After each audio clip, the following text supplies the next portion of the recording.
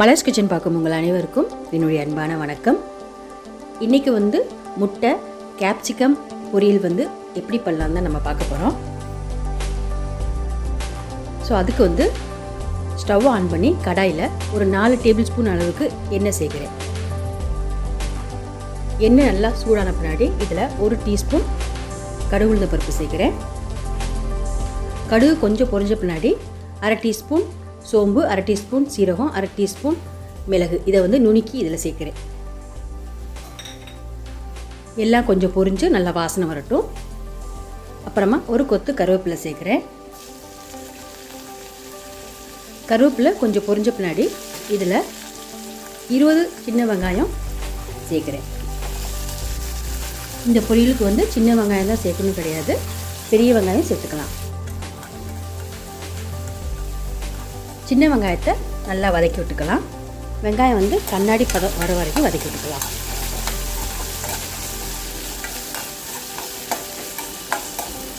வெங்காயம் நல்லா வதங்கின பின்னாடி இதில் ஒரு பெரிய கேப்சிகமை நல்லா வாஷ் பண்ணிவிட்டு குட்டி குட்டியாக கட் பண்ணி இதில் சேர்க்குறேன்.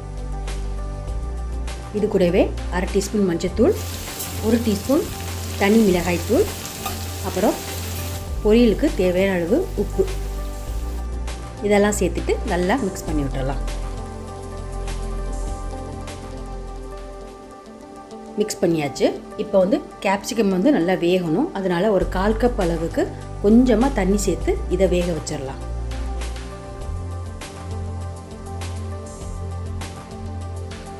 இப்போ பாருங்கள், ஊற்றுற தண்ணிலாம் நல்லா வற்றிருச்சு.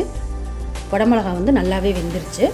இப்போ அடுத்ததாக இதில் முட்டையை உடச்சி சேர்த்துக்கலாம். நான் இன்றைக்கி 4 முட்டை எடுத்திருக்கேன். எல்லாத்தையும் ஒன்று ஒன்றா உடச்சி இதில் சேர்த்துக்கலாம்.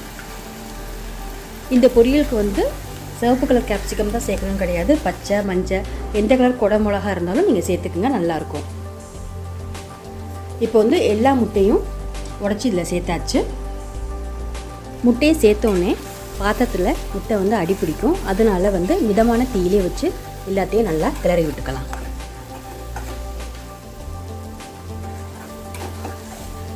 எல்லாத்தையும் மெதுவாக எல்லாத்தையும் கிளறி விட்டுக்கலாம்.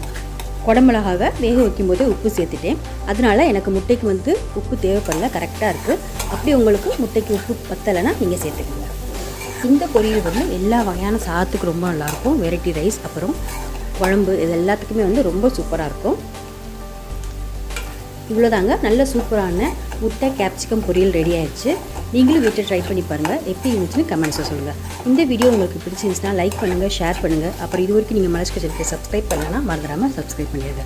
கூடவே பக்கத்தில் இருக்க பெல் பட்டனை ப்ரெஸ் பண்ணிடுங்க. அப்போ தான் நான் போடக்கூடிய வீடியோஸ் எல்லாம் நீங்கள் உடனுக்குடன் பார்க்கலாம். மீண்டும் பார்க்கலாம். நன்றி, வணக்கம்.